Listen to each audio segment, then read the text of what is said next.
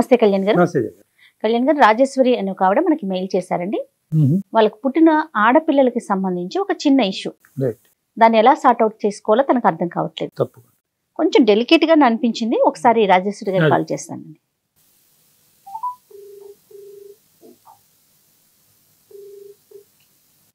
Hello hello Rajeshwari గారండి? అవునండి, నేను జయానండి, అందమైన జీవితం ప్రోగ్రామ్ నుంచి కాల్ చేస్తున్నాను. నమస్కారం మేడం. నమస్తే అండి. నమస్తే, బాగున్నారా? బాగున్నాను మేడం. రైట్, మీ మెయిల్ చూసానండి. డాక్టర్ కళ్యాణ్ చక్రవర్తి గారు కూడా మన స్టూడియోలో ఉన్నారు. ఓకే, ఒకసారి మాట్లాడతారా? మాట్లాడతాను మేడం. ఎస్. నమస్తే రాజేశ్వరి గారు. నమస్కారం సార్. నమస్తే అమ్మా. ఏంటమ్మా మీ పిల్లల గురించి ఏదో సమస్య అని అన్నారు, ఏంటో వివరాలు చెప్పండి.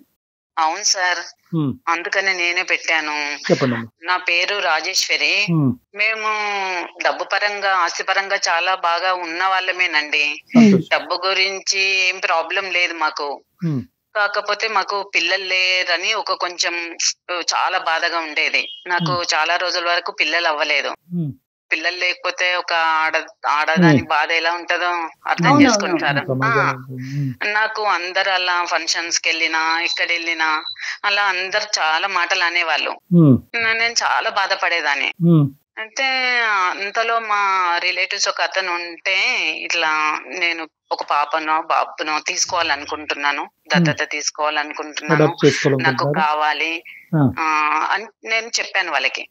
కొన్నాళ్ళ తర్వాత ఏం చెప్పారంటే, ఇలా ఒక ఆవిడ ఉంది, వాళ్ళకి పాప పుట్టింది, వాళ్ళు చూసుకోలేని పరిస్థితి, చాలా గరీబోలు, ఆమె నీకు ఇచ్చేస్తానంటుంది, ఇక్కడ బాగా డబ్బు ఉంది, ఆస్తి అంత బాగుంది, ఆమె పాప సుఖపడుతుంది, నేను పెంచుకోలేను, నేను వాళ్ళ ఇంట్లో అయితే మా పాప జీవితం బాగుంటుంది అన్ని తనే అందండి. శ్యామల తన పేరు, శ్యామల, అన్ని తనే అంది. తను తీసుకొని వచ్చాడండి తను. అలా అంటే సరే అని నేను కొన్ని కండిషన్స్ పెడతా శ్యామల, దానికి నువ్వు ఓకే అంటే నేను తీసుకుంటాను అని కూడా చెప్పానండి ముందే నేను. మీరు ఈ పాపని ఇప్పుడు ఇస్తున్నారు ఇక్కడ, నాకు ఇతనికి మీకు తప్ప ఇంకో వ్యక్తికి తెలియవద్దు. మీరు ఇచ్చేసి తర్వాత మీరు ఇక్కడికి రావద్దు. మీరు ఇప్పుడు ఇచ్చినప్పుడు మీ పాప అనే సంగతి మీరు మర్చిపోవాలి. ఎందుకంటే నాకు పిల్లలంటే చాలా ఇష్టం.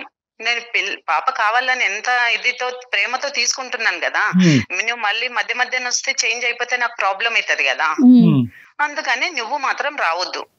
నేను ముందే చెప్పమ్మా ఇప్పుడు, ఎందుకంటే ఇంకో వేరే వాళ్ళకు కూడా నేను వీళ్ళకి అమ్మాయిని ఇచ్చాను అని కూడా చెప్పొద్దు. నా పాపగానే ఉండాలి. నేను మీ దగ్గర తీసుకొని పెంచుకుంటున్నాను, ఎవరికి తెలియదు. ఒప్పుకున్నారమ్మా? సార్ ఒప్పుకున్నారు సార్. ₹1,00,000 కూడా ఇచ్చాను సార్. ₹1,00,000 ఇచ్చారా? డబ్బులు ఇచ్చారు. ఇక్కడ మీ హస్బెండ్ వాళ్ళ హస్బెండ్ పాత్ర ఏంటండి? వాళ్ళకి తెలుసా అసలు ఈ విషయాలు మొత్తం? మా హస్బెండ్ నా గురించి ఇతను కూడా మాట్లాడారండి, తను ఉన్నాడు. వాళ్ళ హస్బెండ్ కూడా అంగీకరించారండి. వాళ్ళ ఇద్దరు అంగీకారంతోనే మాకు పాపనిచ్చారు. అవన్నీ కూడా అడిగానండి నేను. డబ్బులు అనే పర్స్పెక్టివ్ ఎందుకు వచ్చిందమ్మా? అంటే మీరు అనుకుని ఇచ్చారా? చాలా అంటే తనేమని చాలా పాపము గరీబోళ్ళు అంది కదా, తీసుకో అమ్మాయి ఉంచుకో, మరి తీసుకుంటావంటే తీసుకుంది తను. ₹1,00,000 కూడా ఇచ్చాను, ఇంకెవరికి చెప్పొద్దు అన్నాను. అన్నింటికి సరే అందండి. ఇంకెప్పుడు రాను నేను, ఇంకా మీ పాపనే అనుకోండి, ఇంకా నేను మళ్ళీ రానండి అన్ని చెప్పింది. ఆవిడకి ఇంకా పిల్లలు ఉన్నారండి? ఈ పాప ఒకటే పాపనంటండి.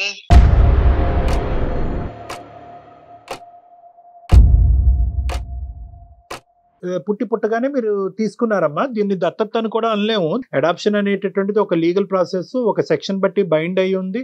దానికి కొన్ని లీగాలిటీస్ ఉంటాయి, కొన్ని స్టెప్స్ ఉంటాయి. కేవలం మీరు ఒక కండిషన్స్ పెట్టడం, ఆవిడ కండిషన్స్ కి తల ఊపటం, మీరు బిడ్డను తీసుకోవటం, ఆవిడ డబ్బులు ఇవ్వటం అనేది కాదు.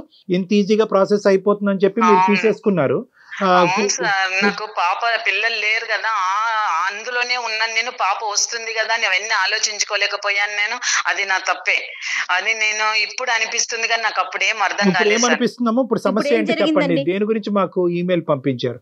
ఇప్పుడు 14 years అయింది పాప. రోజు స్కూల్కి వెళ్తుంది. స్కూల్కి వెళ్తే ఈవిడ రోజు స్కూల్ దగ్గరికి ఎలా తెలుసుకుందో ఏంటో తెలియదు. ఆ శ్యామల మా పాప దగ్గరకు వస్తుందంటండి.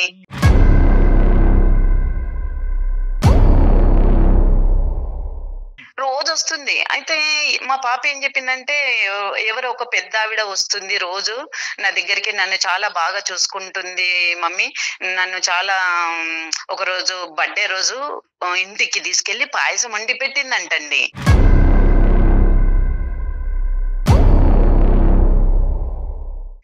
పాయసం వండి పెట్టింది అంటే నాకు భయమేసింది. ఏంటి ఇంటికి తీసుకెళ్ళి పాయసం వండి పెట్టే ఆవిడ అసలు ఎవరు అని నాకు డౌట్ వచ్చి, నేను ఒక రోజు కార్‌లో తీసుకొని నేనే డ్రాప్ చేస్తా ఈ స్కూల్ దగ్గర అని వెళ్ళానండి. వెళ్ళినప్పుడు నేను పక్కన నుండి చూశాను, వచ్చింది. తను శ్యామలనే వచ్చిందండి. పక్కన చెట్టు చాటు నిల్చొని చూస్తుంది. మీరు గుర్తుపట్టారమ్మా? ఇన్ని సంవత్సరాల తర్వాత మీరు గుర్తుపట్టారా ఆవిడని? నేను గుర్తుపట్టానండి. నేను గుర్తుపట్టాను. నేను ఇంకా తర్వాత తనకి ఇంటికొచ్చాక ఊరికే ఆలోచించి నాకు టెన్షన్ అయిపోయిందండి. ఎందుకంటే తను పుట్టగానే ఇచ్చేసింది గానీ, నేను 14 సంవత్సరాలు పెంచుకున్నాను గదా సార్. కానీ పాప అలా ముక్కు మొహం తెలియని వాళ్ళ ఇంటికి ఎలా వెళ్ళిందమ్మా? 14 సంవత్సరాల ఆడపిల్ల అంటే పాపకి ఇంటెలెక్చువల్ ఎబిలిటీస్ ఐక్యూ ఉన్నదా? కొద్ది తెలివితేటలో ఆలోచన శక్తి ఉందా మీ అమ్మాయి? లేదంటే అమాయకురాలా? అంత ముక్కు మొహం తెలియని వాళ్ళ ఇంటికి వెళ్ళి పాయసం తింటాం ఏంటి? అదే చాలా రోజుల తర్వాత ప్రతిరోజు అలా అయిందా? ఒక రోజులో వెళ్ళలేదు కదా సార్. రోజు ఈ స్కూల్ కి వచ్చి మాట్లాడి చేసి అలా ఎన్ని రోజులు ఆ పరిచయం తర్వాత మీకు వచ్చి చెప్పింది రాజేశ్వరి గారు అమ్మాయి? ఎన్ని రోజులు? చాలా రోజుల నుండి చాలా రోజులు వస్తుంది కానీ పాప చెప్పలేదు. ఫైనల్ గా మీకు చెప్పింది. చెప్పేటప్పటికి మీరు చెక్ చేయడానికి వెళ్ళారు, ఈవిడ చెట్టు చాటున ఉంది ఆవిడే అని మీరు గమనించారు. ఆమె పాయసం తిన్నాక బర్త్‌డే రోజు పాయసం పెట్టింది కదా ఇంటికి తీసుకెళ్ళి, అప్పుడు చెప్పింది పాప.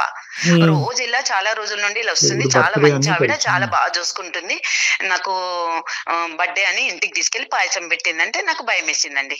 ఆవిడతో మాట్లాడారా మీరు? శ్యామలతో మాట్లాడాను. ఏమంటారు ఆవిడ? ఫోన్ చేశాను.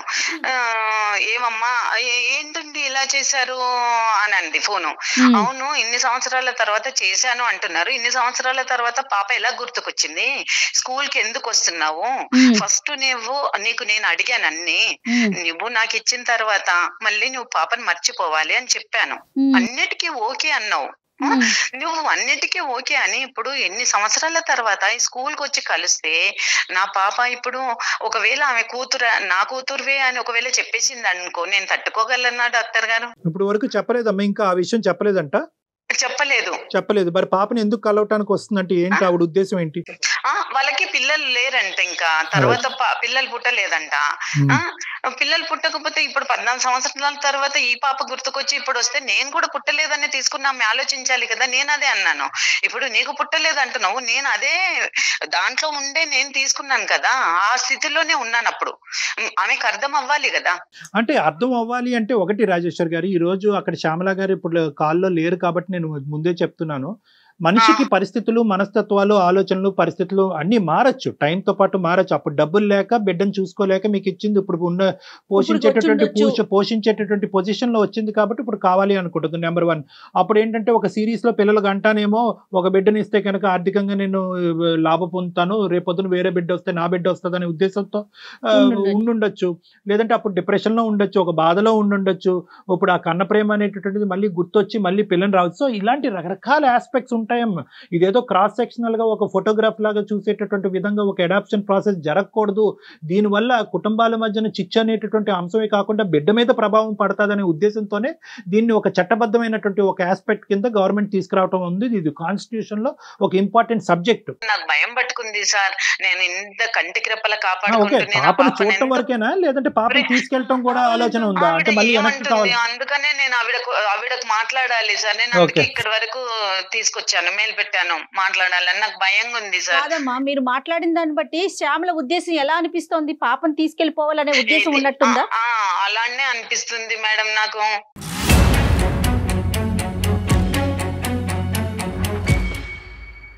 కాదు కళ్యాణ్ గారు, ఇప్పుడు చట్ట ప్రకారంగా మనం అడాప్షన్ అనేది జరగాలని చెప్తున్నారు, ఓకే, అంతవరకు కరెక్టే, బాగుంది.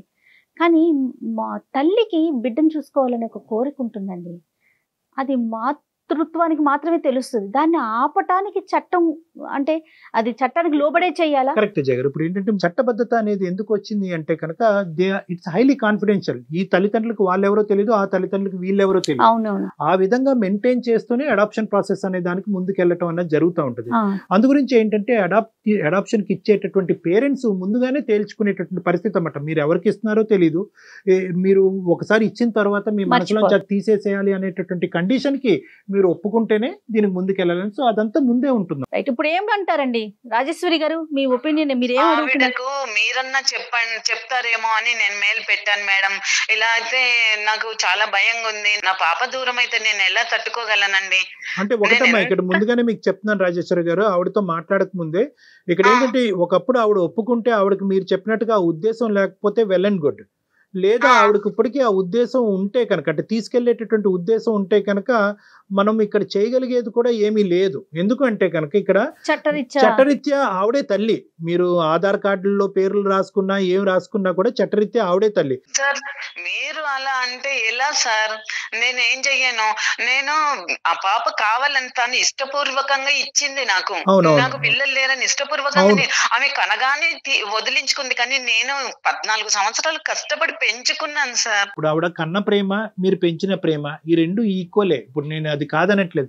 ఆవిడ కొద్దిగా మనం రియలైజేషన్ వచ్చేటటువంటి విధంగా మనం మాట్లాడొచ్చు. కానీ నేను ఫస్ట్ ఎప్పుడు కూడా చట్టం గురించి మాట్లాడుతున్నాను. ఎందుకంటే ఈ రోజు మేము మాట్లాడేసి అమ్మ నీ దారి నీది, నీ దారి నీది అని చెప్పి ఇక్కడికి వదిలేయచ్చు. కానీ రేపొద్దున మళ్ళీ ఇదే సిచ్యువేషన్ పునరావృతం అవుతే ఇక్కడ మీరు కోరుకోవటం ఒకటే కాదు, ఇప్పుడు ఆ పాప మీద పడేటటువంటి మానసికపరమైన ఒత్తిడి కూడా ఇక్కడ మనం పరిగణలోకి తీసుకోవాలి. 14 సంవత్సరాలు ఒక ఆడపిల్ల ఈ రోజు నా తల్లి ఈవిడ కాదు ఆవిడే నా తల్లి అనేటటువంటి ఒక డైలమా సిచ్యువేషన్, మీరు చేసినటువంటి పొరపాటు వల్ల ఆ అమ్మాయి మానసిక పరిస్థితి ఎలా ఉండబోతుంది, ఆ అమ్మాయి మనసు మీద ఎటువంటి గాయం పడబోతుంది అనేది కూడా మనం ఆలోచించుకోవాలి. ఇక్కడ కేవలం నువ్వు ఇచ్చేవి నేను తీసుకున్నాను ఇప్పుడు మళ్ళీ అడిగితే ఎలా అనేది ఒకటే కాదు, ఆ పాప మీద పడే ప్రభావం కూడా మనం చూడాలి.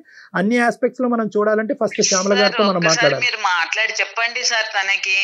నేను వదులుకొని ఉండలేను సార్. మీరు మాట్లాడతారని నేను మెయిల్ పెట్టాను. మీరన్నా చెప్పండి సార్ ప్లీజ్. చూద్దాం ఆవిడ ఒపీనియన్ ఏంటో తెలుసుకుందాం. ఒకసారి ఆవిడకి కనెక్ట్ చేస్తారండి మీరు శ్యామల గారికి? చేస్తాను మ్యామ్. Okay ma'am. మీరు కూడా స్మూత్ గా హ్యాండిల్ చేయండి తన లైన్ లోకి వచ్చాక. ఏమండి? Okay okay. రైట్. మీరు మాట్లాడుతున్న వ్యక్తి మీ పాప కాల్ ను హోల్డ్ లో అయిపోయింది, పెద్ద పిల్ల అయిపోయింది కదండి, 14 ఏళ్ళు అంటే టీన్స్ లోకి వచ్చేసింది కదా. హలో హలో హలో శ్యామల, చెప్పండి. నువ్వు ఊరికే రోజు వచ్చి మా పాపను కలవడము, స్కూల్ దగ్గర అలా చేయడము నాకు చాలా టెన్షన్ గా ఉంది శ్యామల. నువ్వెంత చెప్పినా అసలు వినట్లేదు. నేను అందుకనే ఆ సార్ వాళ్ళకి మెయిల్ పెట్టాను. సుమన్ టీవీ కళ్యాణ్ చక్రవర్తి సార్ ఉన్నారు కదా, నేను వాళ్ళకి మెయిల్ పెట్టాను. ఒకసారి వాళ్ళకి లైన్ లో ఉన్నారు, మీరు మాట్లాడండి. అమ్మా శ్యామల నమస్తే అమ్మా. నమస్కారం సార్. మా ప్రోగ్రామ్ గురించి మరి నీకు తెలుసో తెలీదు, నా పేరు డాక్టర్ కళ్యాణ్ చక్రవర్తి అమ్మ. సుమన్ టీవీ అందమైన జీవితం నుంచి మాట్లాడుతున్నాం. ఓకే అండి. ఏంటమ్మా అసలు పరిస్థితి ఏంటమ్మా? అంటే మీరు చాలా చిన్న వయసులో పాపని వాళ్ళకి ఇచ్చారంటే దత్తత అని కూడా మనం చెప్పలేము, అడాప్షన్ అని కూడా అనలేము. ఎందుకంటే లీగల్ గా మీరు ఎవరు వెళ్ళలేదు, మీరు ఇష్టపడ్డారు, ఆవిడ తీసుకున్నారు బేబీని. ఇప్పుడు మళ్ళీ 14 సంవత్సరాలు అయిన తర్వాత పాపని మళ్ళీ మీరు దగ్గర అవటానికి, పాప దగ్గర స్కూల్ దగ్గరికి రావడానికి, కలవటానికి, ఇన్ఫాక్ట్ ఆ అమ్మాయి బర్త్డే కూడా గుర్తు పెట్టుకుని ఆ అమ్మాయికి ఇంటికి తీసుకెళ్ళటం, ఏవో ఇప్పించటం అవన్నీ జరిగినాయి. అంటే అసలు ఏంటమ్మా మీ ఉద్దేశం ఏంటి, ఎందుకు అలా చేస్తున్నారు ఏంటి? సార్ నమస్కారం అండి. నమస్తే అమ్మా. నాది ఏంటంటే నాకు ఒక పాప పుట్టింది. అవునమ్మా. దాన్ని పెంచుకునే స్థితిలో నేను లేక నేను చాలా కష్టాలు పడుకుంటా వచ్చాను. నేను కష్టాలు పడ్డదని నా కూతురు కూడా కష్టాలు పడద్దు అని చెప్పేసి సరేలే అని చెప్పేసి ఎవరి ద్వారానో నేను ఒకరి ద్వారా విన్నానండి ఈవిడ గురించి. విన్న తర్వాత సరే నేను బాగుపడకపోయినా పర్వాలేదు, నా కూతురైనా కానీ మంచిగా బాగుపడాలి, మంచి స్థితిలో ఉండాలి, నేను పడ్డ కష్టాలు నా కూతురు పడకూడదని చెప్పేసి నేను దత్తత ఇవ్వడానికని నేను ముందరకు వచ్చానండి. ఇష్టపూర్వకంగానే ఇచ్చారమ్మా? అంటే నా ఇష్టపూర్వకంగానే ఇచ్చాను. కన్న ప్రేమ కదండి. నేను ఏంటంటే పిల్ల సుఖపడాలని ఇచ్చారు. పిల్ల సుఖపడాలి, నేను పడ్డ కష్టాలు నా కూతురు పడకూడదు, నేను పెంచుకునే స్థితిలో నేను లేనండి. అదేలే. నేను పెంచుకునే స్థితిలో నేను లేక ఎవరి ద్వారానో నేను విన్నాను. దానికి మీ భర్త కూడా ఏకీభవించారమ్మా? ఏకీభవించారండి. ఇప్పుడు ఏంటంటే మొదటి ఆడపిల్ల పుట్టిన తర్వాత నాకు మళ్ళీ ఆ పాపని నేను దత్తతకి ఇచ్చిన తర్వాత అండి నాకు పిల్లలు పుట్టలేదు.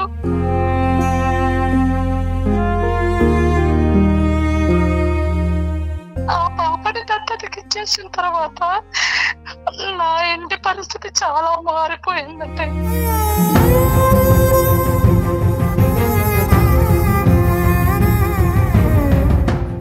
నా మహాలక్ష్మిని వేరే వాళ్ళకి దత్తతకి ఇచ్చేసాను. ఆ బాధ ఏంటో నాకు ఇప్పుడు తెలుస్తుందండి.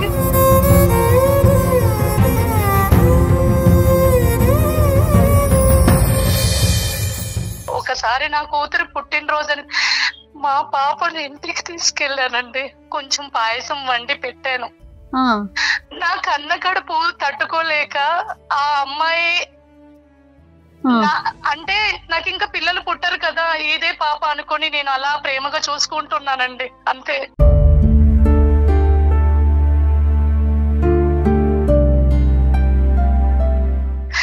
శ్యామల, నువ్వు ఇచ్చేసిన తర్వాత అలా అంటే ఎలా చెప్పు శ్యామల. నువ్వు ఆ రోజు నీకు అన్నాను కదా, వద్దు నాకు కూడా లేకనే కదా తీసుకున్నాను అని. ఇప్పుడు ఆ బాధ నాకు కూడా ఉంటుంది కదా. నువ్వు కనగానే నా చేతిలో పెట్టేసి వెళ్ళావు, కానీ నేను కంటికి రెప్పల 14 సంవత్సరాలు చూసుకున్న పాపని ఇప్పుడు నువ్వు వెతికెళ్ళిపోతావని నాకు ఎంత టెన్షన్ ఉంది తెలుసా.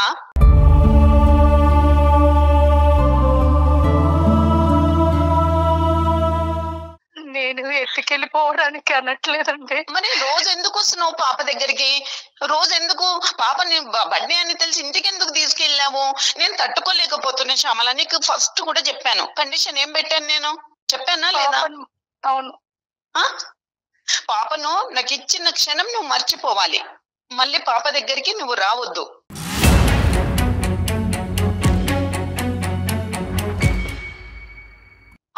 నువ్వు ఇంకా మూడో మనిషికి కూడా చెప్పొద్దు నువ్వు నాకు ఇచ్చానని.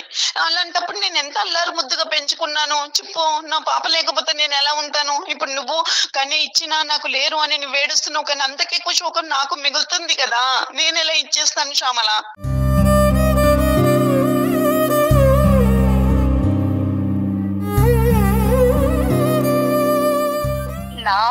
నా పాప అంటున్నారే కానీ 9 నెలలు మోసి కడుపు కట్టుకొని నేను కడుపుతో ఉన్నప్పుడు కూడా తిండికి లేక నా కూతురు బ్రతకాలని కూలి పని చేసుకుంటూ అది చేసుకుంటున్నా కడుపు.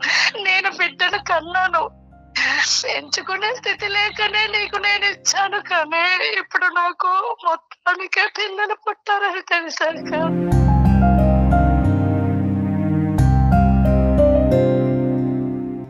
పెంచుకునే స్థితి లేక నీ పాప భవిష్యత్తు గురించి ఆలోచించి నాకు ఇచ్చావు కదా. మరి నీ పాప నేను ఎంత బాగా భవిష్యత్తు ఇస్తున్నా, మంచి భవిష్యత్తు ఇస్తున్నాను, మంచి చూసుకుంటున్నాను. నువ్వు పెంచే స్థితి లేదని నాకు ఇచ్చావు, ఇప్పుడు మళ్ళీ లాక్కోవడానికి ఎందుకు చూస్తున్నావు?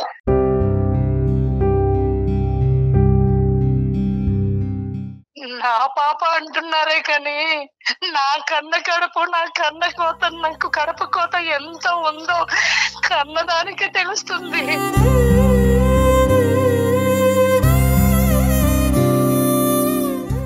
అదే శోకాన్ని నాకు మిగిలిస్తావా శ్యామల?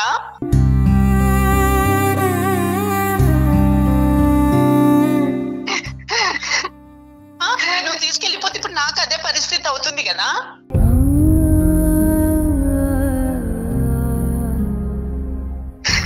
వాళ్ళిద్దరి గురించి మాట్లాడుకుంటున్నారు, నా పిల్లల మనసు ఏంటనేది ఆలోచించలేకపోతున్నారు. తనంత కన్ఫ్యూజ్ అవుతుంది కదా. గుర్తుకొస్తుంది, 14 సంవత్సరాల తర్వాత గుర్తుకొస్తుందా శ్యామల?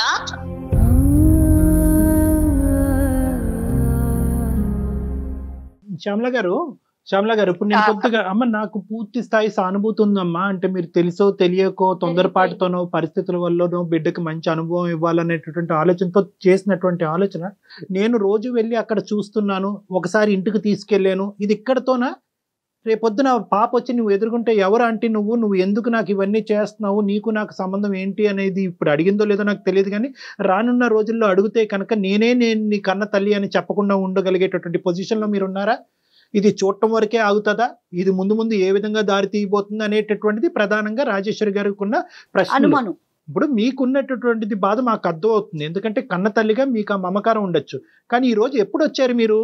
అప్పుడు ఎందుకు వాగ్దానం చేశారు? ఇప్పుడు ఎందుకు వచ్చారు? మీకు పిల్లలు కనట్లేదు కాబట్టి, ఇప్పుడు మీరు పోషించేటటువంటి పొజిషన్లోకి మీరు వచ్చారు కాబట్టి ఇప్పుడు ప్రత్యక్షం అయ్యారు. మీకు పిల్లలు పుట్టుంటే కనుక ఈ రోజు ఈ కన్న ప్రేమ గుర్తొచ్చి ఉండేదా? తప్పుగా అనుకోకండి సార్ కదా డాక్టర్ గారు, నిజమే కదండి.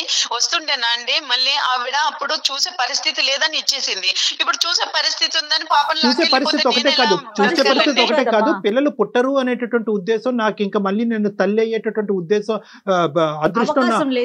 అదృష్టం అవకాశం నాకు లేదు. ఈ అమ్మాయి నా బిడ్డ కాబట్టి అనే ఉద్దేశంతో ఈ రోజు 14 సంవత్సరాల తర్వాత మీరు ప్రత్యక్షం అయితే కనుక 1,00,000 ప్రశ్నలు ఈ రోజు ఆవిర్భావం అవుతాయండి. ఒకటి, ఈవిడ పరిస్థితి ఏంటి? ఆ అమ్మాయికి అంత కంటికి రెప్పలా కాపాడుకుంది. ఈ రోజు రాజేశ్వరి గారు ఎంత బాగా ఆ పిల్లని పెంచిందో అన్నది మీ కళ్ళతో మీరు చూశారు. ఎంతో ఎంతో హ్యాపీగా పాజిటివ్గా ఉంది. ఆ అమ్మాయికి మీరు ఏమని మిమ్మల్ని ఇంట్రడ్యూస్ చేసుకోబోతున్నారు? నెంబర్ 1. నెంబర్ 2, ఒకప్పుడు పొరపాటున మీ ఇమోషన్స్ ద్వారా మీరు ఏదైనా చెప్పకూడదు ఏదైనా ఆ పిల్లకి చెప్తే కనుక ఆ అమ్మాయి మెంటల్ పరిస్థితి ఏమవబోతుంది? ఎందుకంటే అడాప్షన్ సీక్వెన్స్లో ఇది చాలా ఇంపార్టెంట్. ఎట్టి పరిస్థితిలో కూడా కన్నటువంటి తల్లిదండ్రులు ఈ బిడ్డకి ఎప్పుడు కూడా జీవితంలో ఎక్కడ కూడా వాళ్ళు కనిపించకుండా ఉంటారమ్మా. ఎందుకంటే తెలియదు అది ఈ పేరెంట్స్ ఎవరు ఆ పేరెంట్స్ అన్నది ఎవరికి తెలియదు. సో ఇటువంటి పరిస్థితులకి సమాధానం మీ దగ్గర ఉందా శ్యామల గారు? అయ్యా, నాకు తెలిసి తెలియకో నేను తప్పు చేశానయ్యా. నేను చేశాను, కానీ నాకు పెంచుకునే స్తోమత లేక నేను అప్పుడు ఇచ్చేసాను. అది నేను దానికి కూడా ఒప్పుకుంటున్నాను. కానీ ఇప్పుడు నాకు పిల్లలే పుట్టరని తెలిసిన తర్వాత అయ్యో ఆ పిల్లని చూసుకుంటాను అనే ఒక ఆలోచన నాకు ఇస్తాడనేమో నమ్మకం అనేది కలిగి నేను ఇలా అమ్మాయి మీద ప్రేమ పెంచుకున్నానండి. నేను ఏంటమ్మా మళ్ళీ తిరిగి ఇవ్వాలా? అది మీకు ఎలా అనిపిస్తే సార్, ఎలా మాట్లాడుతుంది చూడండి డాక్టర్ గారు. ఇన్ని సంవత్సరాల తర్వాత మళ్ళీ ఇస్తారేమో అనుకొని తిరుగుతున్నానంటే ఎలా ఇచ్చేస్తారండి? చెప్పండి. శ్యామల గారు అంటే రాజేశ్వరి గారు మీరే మాట్లాడుకుంటున్నారు. మధ్యలో ఒక వ్యక్తి ఉంది. అమ్మాయికి 14 ఏళ్ళు వచ్చినాయి. ఈ రోజు అమ్మాయి కంప్లీట్ గా మానసికంగా విరిగిపోతుంది. ఇలాగ 2 తల్లులు ఉన్నారు నాకు, ఆ 2 తల్లులు ఇద్దరు కొట్టుకుంటున్నారంటే ఆ అంశాన్ని ఎవరు పరిగణలోకి తీసుకోకుండా మాట్లాడుతున్నారు. ఒకటి, కూతురికి నేను కన్న తల్లిని కాదని తెలిసి నేను ఎలా భరించాలి సార్? చెప్పండి డాక్టర్ గారు, నేను ఎలా భరించాలి? అమ్మ ఇది ఒకటి రాజేశ్వరి గారు, ఇక్కడ ఏంటంటే ఇది ఒక సున్నితంగా వ్యవహరించవలసినటువంటి అంశం. ఇక్కడ కఠినంగా వ్యవహరించలేము. ఎందుకంటే ఇక్కడ లీగల్ ఆస్పెక్ట్స్ లీగల్ బ్యాకింగ్ అన్నది లేదు. ఇప్పటికీ కూడా ఆవిడ కన్న తల్లి అయితే కనుక ఆవిడ బిడ్డే ఈ బిడ్డ, మీ దగ్గర మాత్రం యువర్ జస్ట్ గార్డియన్ అంతే ఇక్కడ. సో ఇక్కడ నేను చెప్పేది ఏంటంటే ఇది వినండమ్మా, నేను రాజేశ్వరి గారు ఇది మీకు చెప్పేటటువంటి పాయింట్ నేను ఇంకా శ్యామల గారు చెప్పలేదు. శ్యామల గారు ఇక్కడ ఇది చాలా డెలికేట్ ఇష్యూ అన్నాను.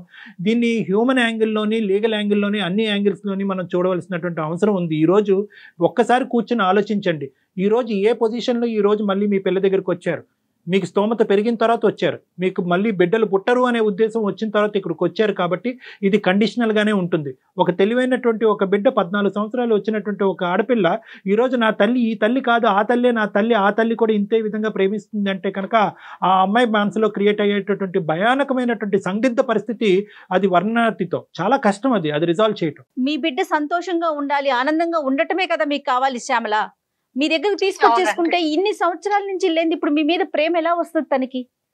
ఒకవేళ వచ్చినా తను ఎంత కన్ఫ్యూజ్ అవుతుంది కదా. అసలు విషయం ఇంకా తనకి తెలీదు. శ్యామల, నువ్వు రోజు వెళ్ళి కలిసి మాట్లాడేసి వస్తున్నా నీ పాప అనుకుంటున్నావు కదా. అసలు విషయం తెలుసా? అసలు నీ పాపని నువ్వు చూడనే లేదు. ఆ పాప నాకు తర్వాత, మీ పాపని తీసుకున్న తర్వాత పుట్టిన పాప. ఆ పాపని చూసావు నువ్వు, నీ పాపని కాదు.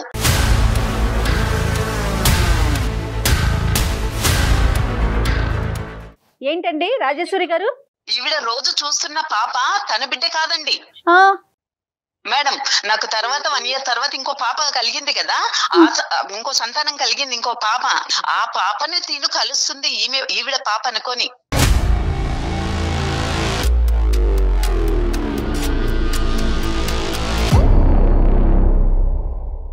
ఈవిడ నమ్మాలే, అమ్మ అని ఎలా పిలుస్తుంది, ఎలా ఈవిడ దగ్గరికి వెళ్తుంది అనుకుంటుంది? ఈవిడ నాకు చెప్పకుండా పాప దగ్గరికి రోజు వెళ్ళి దగ్గర అవుతుంది ఎలా అనుకుందా మేడం? చెప్పండి సార్, మీరే చెప్పండి.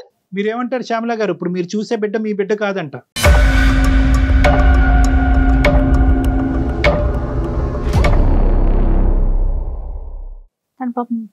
షాక్ అయిపోయినట్టు. ఏమి మాట్లాడాలో నాకు అర్థం కావట్లేదు సార్.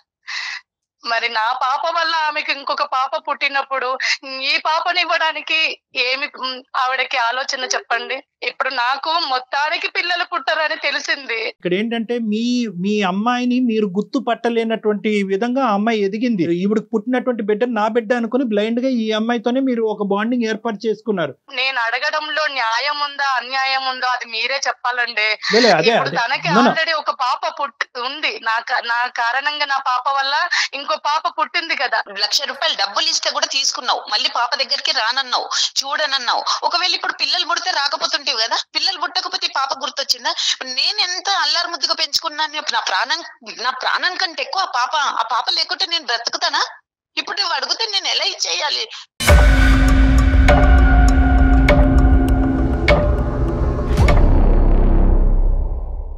ఆ పిల్ల ఎక్కువ ఈ పిల్ల తక్కువ కాదు.